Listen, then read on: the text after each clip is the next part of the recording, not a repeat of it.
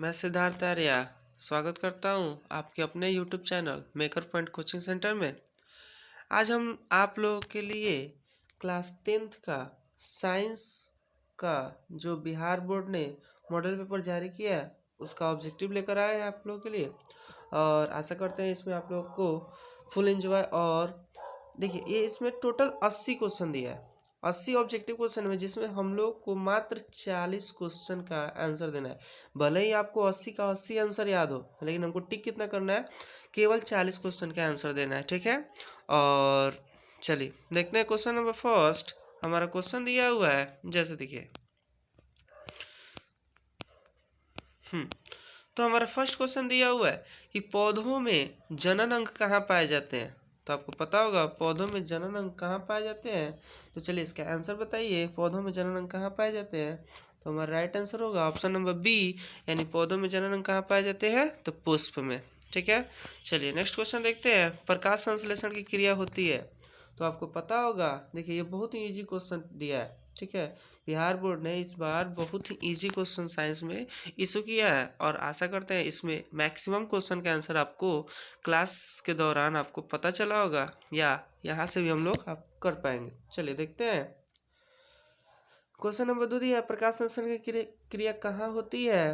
तो प्रकाश संश्लेषण की क्रिया आपको पता होगा हरे पेड़ पौधों में प्रकाश संश्लेषण की क्रिया होती है, ठीक है।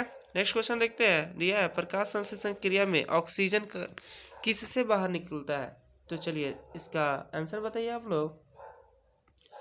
प्रकाश संश्लेषण में क्रिया में ऑक्सीजन किस से बाहर निकलता है। तो पता होगा ऑक्सीजन जो है कहाँ से बाहर निकलता है, तो जल से, ठीक है। पानी से, H2O से ऑक्सीजन का निर्माण होता है। नेक्स्ट क्वेश्चन दिया है, क्वेश्चन नंबर 4 दिया है, जठर ग्रंथि कहाँ पाई जाती है। तो चलिए बताइए इसका राइट आंसर क्या होगा।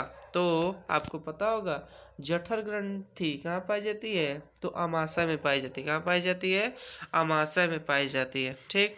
नेक्स्ट क्वेश्चन देखते हैं, क्वेश्चन नंबर 5 दिया हुआ है, ग्लाइकोसिस की प्रक्रिया संपन्न होती है। ग्लाइकोलिसिस की प्रक्रिया कहाँ संपन्न होती है। तो इसका राइट आंसर क्या हो जाएगा, इसका राइट आंसर हो जाएगा ऑप्शन नंबर डी, कोशिका द्रव्य में। ग्लाइकोलिसिस की प्रक्रिया कहाँ होती है, तो कोशिका द्रव्य में होती है। नेक्स्ट क्वेश्चन देखते हैं, क्वेश्चन नंबर 6, इथाइल अल्कोहल किस प्रकार के श्वसन से बनता है। इथाइल अल्कोहल किस प्रकार के श्वसन से बनता है। चलिए बताइए, आंसर बताइए इसका। जल्दी जल्दी कमेंट भी कर सकते हैं आप लोग, या इसको आंसर अपना देखते रहिएगा, ठीक है। चलिए तो इसका राइट आंसर हो जाएगा ऑप्शन नंबर बी, अवायवीय श्वसन, यानी इथाइल अल्कोहल का निर्माण अवायवीय श्वसन द्वारा होता है। चलिए नेक्स्ट क्वेश्चन देखते हैं, सबसे छोटी अंतःस्रावी ग्रंथि कौन है। तो सबसे छोटी अंतःस्रावी ग्रंथि आपको पता होगा कौन है, पिट्यूटरी। कौन सी ग्रंथि है, पिट्यूटरी, जिसको हम पीयूष ग्रंथि भी कहते हैं या मास्टर ग्रंथि भी कहते हैं। नेक्स्ट क्वेश्चन देखते हैं, क्वेश्चन नंबर 8 दिया है, पौधों में वायवीय भागों से जल के ह्रास की क्रिया क्या कहलाती है, ठीक है। तो आपको पता होगा पौधों में जो जल बाहर निकलता है उसको क्या कहा जाता है, वाष्पोत्सर्जन, यानी ऑप्शन नंबर बी हमारा क्या हो जाएगा, राइट आंसर हो जाएगा। चलिए नेक्स्ट क्वेश्चन देखते हैं, क्वेश्चन नंबर 9, घेंघा रोग पनपता है। तो आपको पता होगा घेंघा रोग किसकी कमी से पनपता है, तो आयोडीन की कमी से घेंघा रोग पनपता है। चलिए नेक्स्ट क्वेश्चन देखते हैं, क्वेश्चन नंबर 10 दिया है, रक्त में हल्के पीले रंग के चिपचिपे द्रव को कहते हैं। तो रक्त में जो हल्का हल्का पीला कलर का और चिपचिपा पदार्थ होता है उसको क्या कहते हैं, तो उसको कहा जाता है प्लाज्मा, ठीक। चलिए नेक्स्ट क्वेश्चन देखते हैं, क्वेश्चन नंबर 11 दिया हुआ है, रक्तचाप मापने के उपकरण को कहते हैं। तो आपको पता होगा रक्तचाप जो बीपी मापा जाता है, उस जिस सिस्टम से मापा जाता है उसका नाम क्या है, तो एस्फिग्नो मैनोमीटर, ठीक है। एस्फिग्नो मैनोमीटर से रक्तचाप मापा जाता है।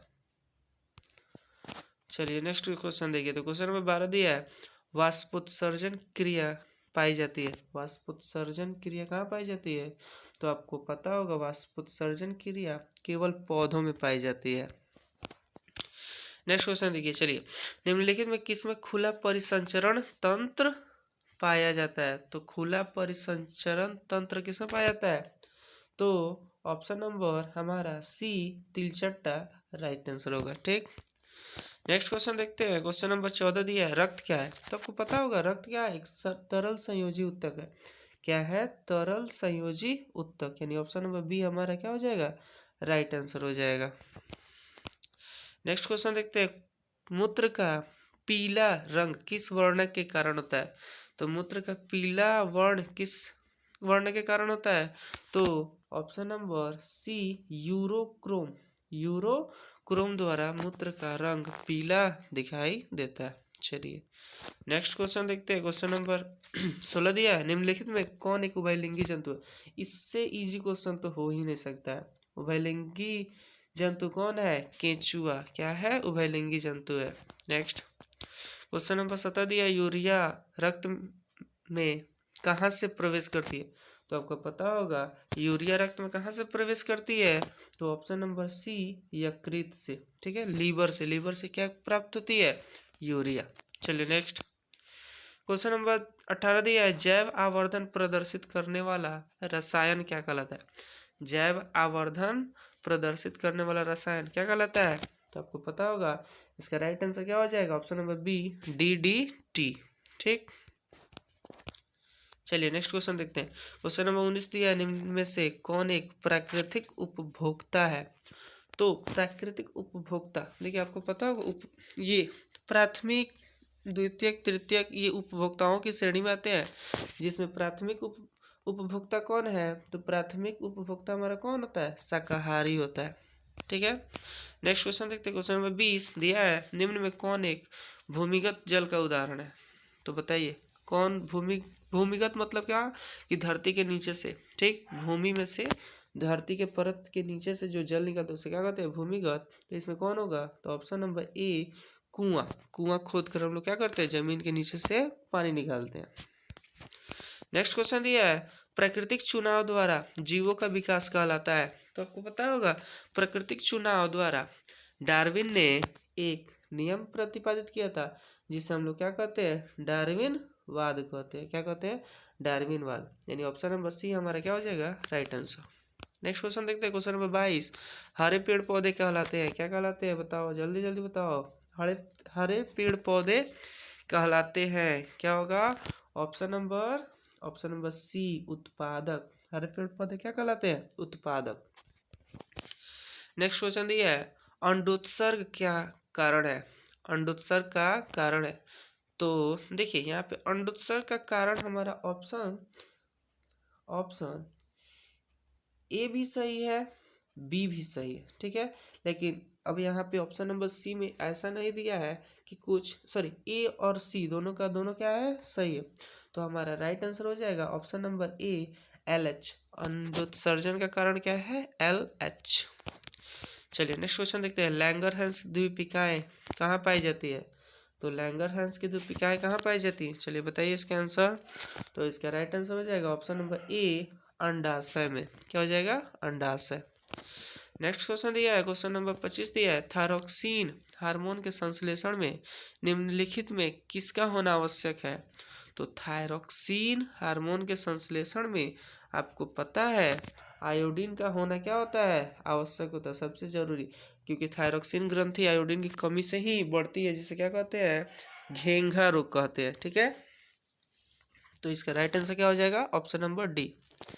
चलिए नेक्स्ट क्वेश्चन देखते हैं, निसल कणिकाएं पाई जाती है? तो निसल कणिकाएं कहाँ पाई जाती है? चलिए आंसर बताइए। निसल कणिकाएं देखिए हमारा ऑप्शन नंबर सी, न्यूरॉन में। क्या हो जाएगा? निसल कणिकाएं कहाँ पाई जाती है? न्यूरॉन में पाई जाती है। नेक्स्ट क्वेश्चन देखते हैं। क्वेश्चन नंबर 27 देखते हैं, मानव मस्तिष्क का वजन होता है? तो मानव मस्तिष्क का वजन कितना होता है? तो देखिए मानव मस्तिष्क का वजन 1.2 से 1.4 kg होता है। ठीक, यानी ऑप्शन नंबर सी हमारा क्या हो जाएगा? राइट आंसर हो जाएगा।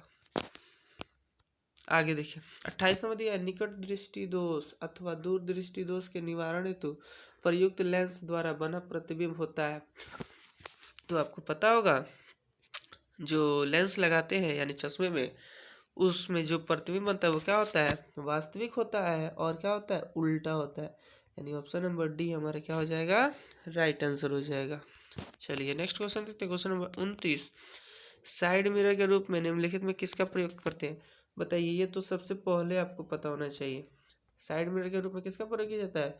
उत्तल दर्पण का प्रयोग किया जाता है। ठीक, चलिए नेक्स्ट देखते हैं। क्वेश्चन नंबर 30, अवतल लेंस द्वारा प्राप्त प्रतिबिंब होता है।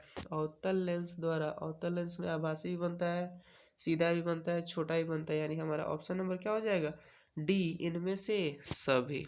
ठीक है, चलिए नेक्स्ट देखते हैं। ऊर्जा का SI मात्रक बताइए, ये तो सबसे इजी क्वेश्चन है। ऊर्जा का SI मात्रक क्या होता है? जूल। ऊर्जा का SI मात्रक जूल होता है। ऑप्शन नंबर ए हमारा क्या हो जाएगा? सही हो जाएगा। आगे देखते हैं, आकाश का नीला रंग होना किस परिघटना का परिमाण है? तो आकाश का नीला रंग किस कारण होता है? तो प्रकाश के प्रकीर्णन के कारण। तो प्रकीर्णन के कारण आकाश क्या दिखाई देता है? नीला दिखाई देता है। आगे देखिए, बोला है सामान्य नेत्र के लिए स्पष्ट दृष्टि की न्यूनतम दूरी पूछ बोला है। तो ध्यान से देखिए, यहाँ पे ऑप्शन नंबर ए में दिया 25 मीटर, ये 2.5 सेंटीमीटर, ये दिया है 25 सेंटीमीटर। हमारा ऑप्शन नंबर क्या हो जाएगा? सी सही आंसर हो जाएगा। ठीक, और यही दूर पूछता तो, अगर दूर पूछ देता कि दूर बिंदु क्या होता तो उसका क्या आंसर हो जाता? अनंत। ठीक है, ये भी ध्यान में रखिएगा। आगे दिया है किसी उत्तल लेंस का फोकसांतर 25 सेंटीमीटर है तो उसकी क्षमता होगी। तो देखिए, उत्तल लेंस का जो फोकस होता है वो प्लस होता है, ये बात क्लियर। और ये 50 सेंटीमीटर दिया है, जब हम इसको डायोप्टर में बदलेंगे तो 50 को पहले हमको क्या बदलना पड़ेगा? मीटर में। तो इसका मान हो जाएगा 1/2।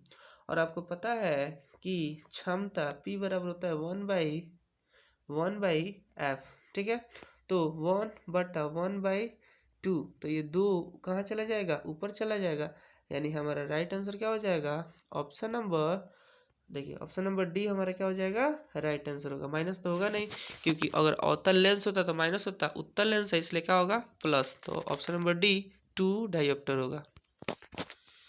नेक्स्ट दिया है, एक प्रिज्म कितने सतहों से घिरा होता है? ये भी आपको क्लास में बताया जा चुका है।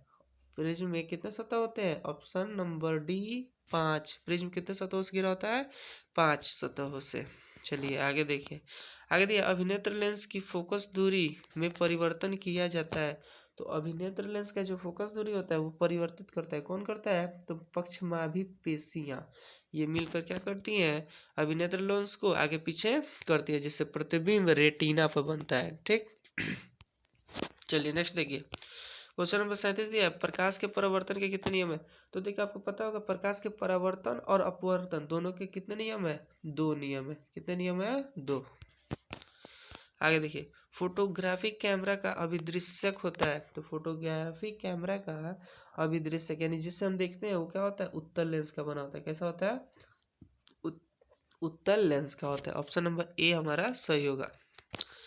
आगे दिया है 39 नंबर, यदि एक किरण अवतल दर्पण पर लंबवत आपतित होती है तो परावर्तन के बाद किरण किस बिंदु से गुजरेगी? तो आपको पता होगा अवतल दर्पण में जब हम मुख्य अक्ष के समानांतर आपतित किरण डालते हैं तो वो परावर्तन के बाद कहाँ से जाता है? तो वो फोकस से होकर गुजरता है। कहाँ से गुजरता है? फोकस से होकर गुजरता है। चलिए नेक्स्ट क्वेश्चन देखिए, यदि एक प्रिज्म में एक वर्णिक किरण गुजारे तो इसका नहीं होगा। तो बताइए, श्वेत प्रकाश में कितने किरण रंग होते हैं? वर्ण होते हैं 7। कितने होते हैं? 7। और यहाँ पे बोला है कि एक वर्णिक किरण गुजारे, तो बताइए एक किरण जब जाएगा तो क्या उसका वर्ण विक्षेपण होगा? नहीं होगा। तो ऑप्शन नंबर बी हमारा क्या हो जाएगा? राइट आंसर हो जाएगा। ठीक है, यानी एक वर्णिक किरण का वर्ण विक्षेपण नहीं होता है। आगे देखिए, दिया है पवन जनित्र में कुंडली को घुमाने का काम मूलतः करती है। तो क्या करता है? तो हमारा गतिमान हवा। क्या करता है? गतिमान। जब तक हवा गतिमान नहीं होगा क्या वो पंखी घूम पाएगा? तो क्या हो जाएगा हमारा? गतिमान हवा। ऑप्शन नंबर सी हमारा क्या हो जाएगा? राइट हो जाएगा। ठीक, चलिए नेक्स्ट देखते हैं। क्वेश्चन नंबर 42 दिया है, कांच की अवतल लेंस की वायु में शक्ति होती है। कांच की अवतल लेंस की वायु में शक्ति, तो देखिए कांच की जो अवतल लेंस है उसकी वायु में शक्ति क्या होती है? ऋणात्मक होती है। क्या होती है? ऋणात्मक होती है। ऑप्शन नंबर ए हमारा क्या हो जाएगा? राइट आंसर हो जाएगा। नेक्स्ट देखते हैं, यहाँ पे देखिए विद्युत का सुचालक है। बताइए, तो इससे इजी क्वेश्चन होता है क्या? ऑप्शन नंबर क्या? बी, ये तो पूछना ही नहीं है। विद्युत का सुचालक कौन है? तो ग्रेफाइट। चलिए नेक्स्ट देखते हैं क्वेश्चन नंबर 44। यहाँ पे दिया है वक्रता त्रिज्या 1 मीटर के अवतल दर्पण की फोकस दूरी क्या होगी। अब बताइए 1 मीटर दिया है और ऑप्शन में क्या दिया है? मिलीमीटर, सेंटीमीटर और मीटर। तो 1 मीटर दिया है तो आपको पता होगा फोकस दूरी वक्रता त्रिज्या की क्या होती है? आधी होती है। तो 1 मीटर में कितना सेंटीमीटर? 100 सेंटीमीटर। 100 का आधा कितना? तो 50 सेंटीमीटर। ऑप्शन नंबर बी हमारा क्या हो गया? राइट हो गया। ठीक, नेक्स्ट देखिए दिया है सघन माध्यम से विरल माध्यम में जाती हुई किरण अभिलंब से विचलित हो जाती है। किधर होती है? तो आपको पता होगा सघन से जब विरल में जाएगा तो अभिलंब से दूर, और जब विरल से सघन में आएगा तो अभिलंब के पास। ठीक है, याद रखिएगा। नेक्स्ट देखिए बोला है विद्युत धारा उत्पन्न करने की युक्ति। तो आपको पता है विद्युत धारा उत्पन्न करने की युक्ति क्या होती है? जनित्र, डायनेमो। ठीक है, जनरेटर से हम लोग क्या करते हैं? विद्युत धारा उत्पन्न करते हैं। चलिए आगे देखते हैं क्वेश्चन नंबर 47 दिया है ऊर्जा का पारंपरिक स्रोत। तो ऊर्जा का पारंपरिक स्रोत क्या होता है? कोयला। ऊर्जा का पारंपरिक स्रोत कोयला है। ऑप्शन नंबर सी।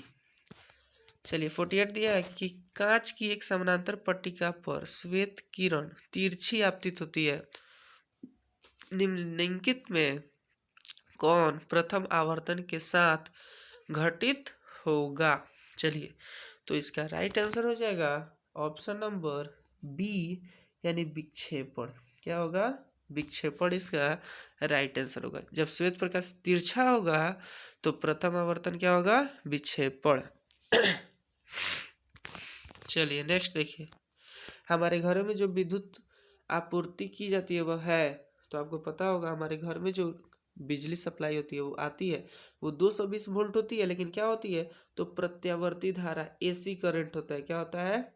एसी करंट होता है। 220 वोल्ट एसी करंट। ठीक, चलिए नेक्स्ट देखिए जस्ता की परमाणु संख्या आप बताइए। ये तो आपको पता ही होना चाहिए।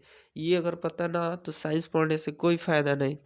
तो जस्ता की परमाणु संख्या ऑप्शन नंबर डी 30। जस्ता की परमाणु संख्या जिंक, जिंक की परमाणु संख्या 30।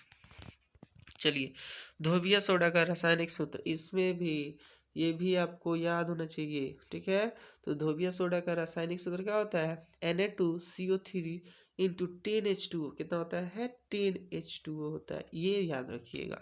चलिए नेक्स्ट निम्नलिखित में कौन प्रबल क्षारक है? तो आपको पता होगा क्षारक, क्षारक में सबसे प्रबल कौन होता है?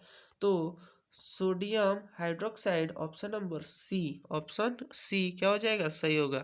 ठीक, नेक्स्ट देखिए हेमेटाइट निम्नलिखित में किस धातु का अयस्क है? तो हेमेटाइट हो, मैग्नेटाइट हो, ये दोनों किसका अयस्क होता है? तो ऑप्शन नंबर बी लोहा, यानी Fe का अयस्क है। नेक्स्ट देखिए 54 नंबर सल्फाइड अयस्क की सांद्रण निम्न में से किस विधि द्वारा की जाती है? तो आपको पता होगा सल्फाइड अयस्क है। तो सल्फाइड अयस्क का जो सांद्रण होता है वो फेन उत्प्लावन विधि द्वारा होता है, यानी ऑप्शन नंबर डी। नेक्स्ट बोला है 2ZNO प्लस O2 ये अभिक्रिया क्या बनाती है? 2ZNO किस प्रकार की अभिक्रिया है? तो देखिए आपको पता है ऑक्सीजन अलग है, जिंक अलग है, अभिक्रिया के दोनों मिल गए यानी ऑक्सीजन का संयोग हुआ है, इसलिए हमारा ऑप्शन नंबर ए उपचयन अभिक्रिया इसमें हुआ है। ठीक, चलिए आगे ग्लूकोज का आणविक सूत्र बताइए। ग्लूकोज का आणविक सूत्र क्या होता है? C6H12O6। ये तो बहुत ही इजी क्वेश्चन दिया हुआ है। मेरे ख्याल से आप 80 में अगर अगर बिहार बोर्ड ये नहीं करता कि 80 में 40, तब तो आप लोग 80 में 80 करके आते। ठीक है, चलिए तो ऐसा नहीं करना हमको। 80 में से ऑब्जेक्टिव हम लोग को 40 करना है और 40 हमारा सब्जेक्टिव होगा, और जो 20 नंबर बच जाएगा वो प्रैक्टिकल आप लोगों को स्कूल से मिल चुका होगा। चलिए आगे देखते हैं अम्ल का जलीय विलयन विद्युत का संचालन करता है क्योंकि अम्ल जल में क्या करता है? तो देखिए यहाँ पे आपको पता होगा जब अम्ल को जल में डाला जाता है तो वहाँ से हाइड्रोजन गैस उत्पन्न होती है, H+ आयन बनाता है, यानी जो जल है वो क्या हो जाता है? आयनित हो जाता है। और जहाँ आयन आएगा -+ आएगा वहाँ विद्युत क्या होगा? संचालन होगा ही होगा। ठीक है, यानी ऑप्शन नंबर सी हमारा क्या हो जाएगा? सही हो जाएगा। नेक्स्ट देखिए क्या दिया है, लिथियम के बाह्यतम सेल में कितने इलेक्ट्रॉन विद्यमान है। तो आपको पता होगा लिथियम, लिथियम का संकेत क्या होता है Li। इसका परमाणु संख्या 3, इलेक्ट्रॉनिक विन्यास निकालेंगे तो 2,1, यानी बाहरी कक्षा में कितने इलेक्ट्रॉन 1। अतः लिथियम के बाहरी कक्षा में कितने इलेक्ट्रॉन, ऑप्शन नंबर ए 1। ठीक है, चलिए आगे बढ़ते हैं। आगे दिया है आवर्त सारणी के शून्य समूह का तत्व है। आवर्त सारणी के शून्य समूह का तत्व, शून्य समूह मतलब वर्ग संख्या 18, यानी निष्क्रिय गैस। तो बताइए इसमें से निष्क्रिय गैस कौन है। तो ऑप्शन नंबर सी हीलियम क्या है, निष्क्रिय गैस है। चलिए नेक्स्ट देखते हैं। नेक्स्ट क्वेश्चन दिया है सबसे अधिक विद्युत ऋणात्मक तत्व है। तो आपको पता होगा सबसे अधिक विद्युत ऋणात्मक तत्व कौन है। तो option number A fluorine. Fluorine क्या है, सबसे अधिक विद्युत ऋणात्मक तत्व है। ठीक है, नेक्स्ट दिया है जल के विद्युत अपघटन में कैथोड पर कौन सी गैस मुक्त होती है। तो ये आपको पता होगा कैथोड पर, यानी कैथोड और एनोड। तो कैथोड पर हमारा कौन सा गैस मुक्त होता है। तो option number C hydrogen gas मुक्त होती है। कौन सी होती है, हाइड्रोजन गैस मुक्त होती है। ठीक है, चलिए नेक्स्ट देखते हैं हमारा शरीर का पीएच मान। तो बताइए हमारा शरीर का पीएच मान कितना होता है। हमारे शरीर का पीएच मान आपको पता हो 7 से लेकर 7.8। जैसे रक्त का पीएच मान कितना, तो 7.4। यही 7 से लेकर 7.8 तक हमारा शरीर का पीएच मान होता है, ऑप्शन नंबर सी। नेक्स्ट दिया है कि निम्नलिखित यानी निम्नांकित यौगिकों में कौन अम्ल है।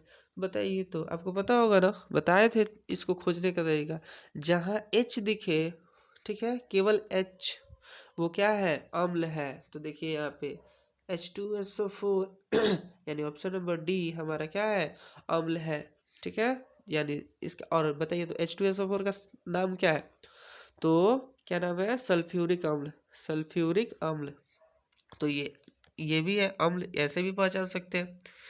चलिए यानी क्वेश्चन नंबर 63 का आंसर क्या हो जाएगा, ऑप्शन नंबर डी H2SO4। चलिए नेक्स्ट देखते हैं। 64 दिया है कौन संश्लेषित सूचक है। तो आपको पता होगा संश्लेषित सूचक, हल्दी, लिटमस और लाल पत्ता गोभी, ये हमारा क्या है, प्राकृतिक सूचक है। और मेथिल ऑरेंज क्या है, संश्लेषित सूचक है। क्या है, संश्लेषित सूचक। नेक्स्ट दिया है कार्बन डाइऑक्साइड जल से मिलकर क्या बनाता है। तो बताइए, चलिए कार्बन डाइऑक्साइड जल से मिलकर क्या बनाता है, कार्बोनिक अम्ल, यानी ऑप्शन नंबर सी हमारा राइट आंसर होगा। ठीक है, नेक्स्ट दिया है कॉपर पाइराइट्स की रासायनिक संगठन है। तो कॉपर पाइराइट्स की रासायनिक संगठन क्या होती है। ऑप्शन नंबर हमारा देखिए, ये सूत्र है, याद करना पड़ेगा। इसका सूत्र होता है CuFeS2, CuFeS2, जिसका नाम क्या है, कॉपर पाइराइट्स। ठीक है, तो ये ध्यान में रखिएगा, यानी ऑप्शन नंबर बी हमारा राइट आंसर होगा। नेक्स्ट क्वेश्चन दिया है क्वेश्चन नंबर 67 में प्रकृति में मुक्त अवस्था में पाई जाने वाली धातु। तो ये तो पक्का सबसे इजी क्वेश्चन, प्रकृति में कौन सा धातु सबसे मुक्त पाया जाता है। तो क्या, सोना। सोना क्या होता है, ये फ्री स्टेट में पाया जाता है, मुक्त अवस्था में पाई जाती है, यानी ये अयस्क के रूप में नहीं होता है। इसीलिए तो इसको हम क्या कहते हैं, आभूषण बनाने में करते हैं, क्योंकि ये जल्दी से ये जंग नहीं लगता है, जंग जल्दी से क्या, ये लगबे ना करता है। ठीक है, चलिए नेक्स्ट देखते हैं। निम्नलिखित में कौन सी धातु सबसे अधिक क्रियाशील है। तो बताइए इसमें से जिंक, Ag मतलब क्या होता है, बताइए, चांदी, सिल्वर, और ये Au यानी सोना, और Cu मतलब तांबा यानी कॉपर, इसमें से सबसे अधिक क्रियाशील धातु कौन है। तो ऑप्शन नंबर ए जिंक, यानी जस्ता हमारा सबसे अधिक क्रियाशील धातु है। ठीक है, आगे देखिए बोला है कि किसी अधातु के बाह्यतम शेल में इलेक्ट्रॉनों की संख्या कितनी हो सकती है। तो आपको पता होगा अधातु यानी जिसका गुण क्या होता है, इलेक्ट्रॉन को ग्रहण करना। तो इसमें से सही आंसर हमारा क्या हो जाएगा, ऑप्शन नंबर बी, यानी जिसके बाहरी कक्षा में 4, 5, 6 या 7 होंगे उसे क्या कहते हैं हम लोग, अधातु कहते हैं। ठीक है, चलिए आगे बढ़िए। क्वेश्चन नंबर 17 दिया है पित्तल निम्न में से किनकी मिश्र धातु है।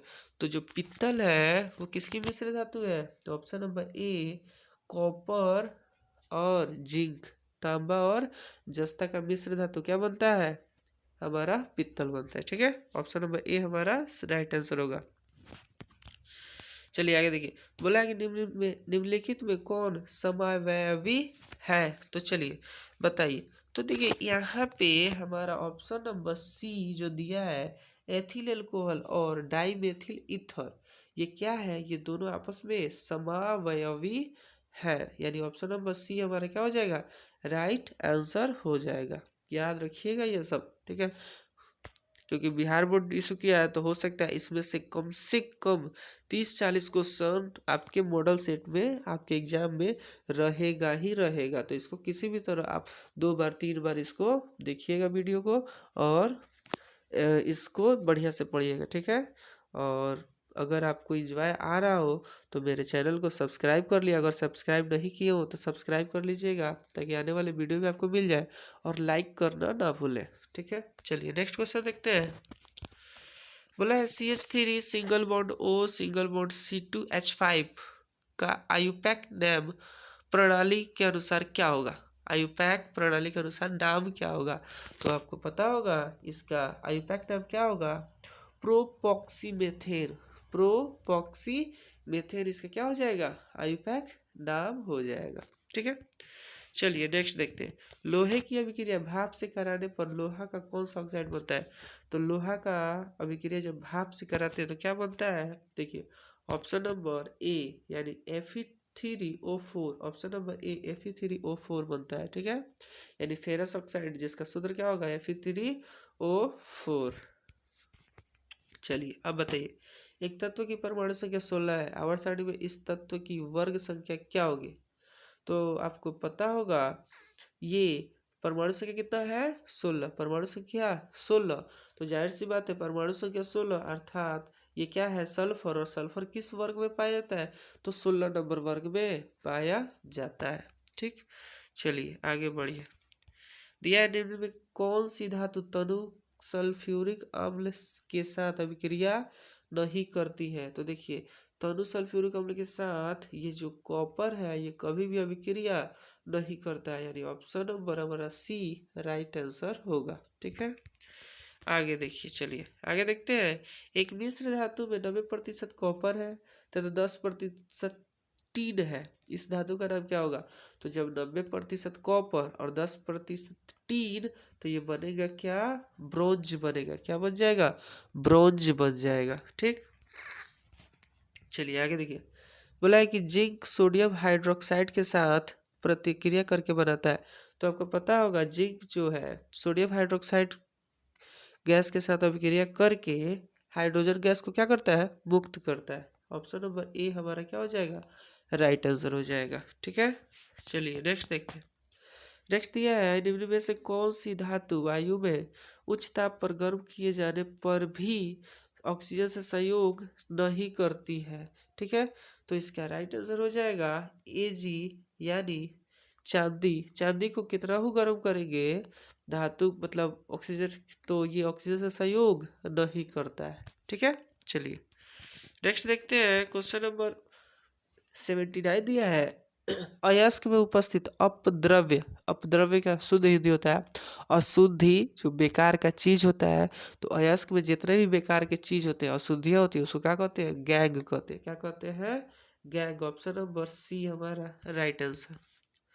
और लास्ट क्वेश्चन 80 नंबर ये दिया है, निम्नलिखित में से किस गुण के कारण धातुओं के तार बनाए जाते हैं, तो आपको पता होगा तार खींचने के लिए हमको कौन सा गुण चाहिए, तो तन्यता। क्या, धातुओं के तन्यता गुण के कारण उसके क्या किए जाते हैं, पतले पतले तार खींचे जा सकते हैं। और आपको ये भी पता होगा कि सबसे ज़्यादा तन्य धातु कौन है, तो वो सोना है, जिसका 1 ग्राम सोना में लगभग 2 किलोमीटर लंबा तार खींचा जा सकता है।